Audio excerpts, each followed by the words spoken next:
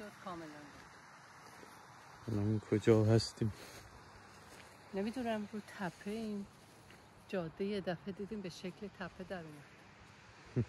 الان اون طرفمون مثل دریاچه است، این طرفمون هم یه رودخونه است. یه آقای داره ماهی میگیره، ماهیگیره رو نشون بده. آبش هم خیلی بیریخته، گلالوده. جاده میره بنبست میشه اونجا آره. تو با دوچرخه اونو میری. آره.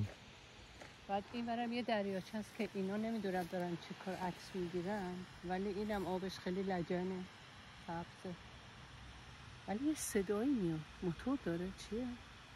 موتور آب داره فکر کنم از اونجا داره آب میریزه به این ور. این ور. خب از اون زیر میتونه بره دیگه، چرا ریختن داره. یه موتور خونه هست.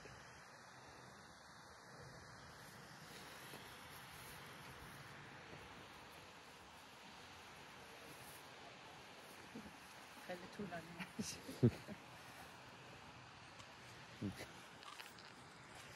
قطع کردی؟ نه. نه؟